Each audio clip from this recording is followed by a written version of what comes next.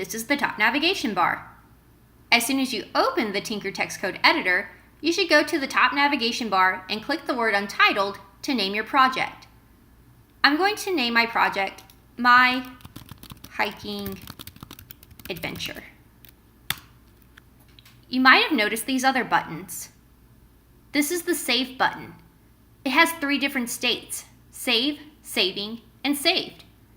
Right now is the color green, which indicates that all my work is saved. Now I'm going to make an edit, but I want you to keep your eyes on the Save button here.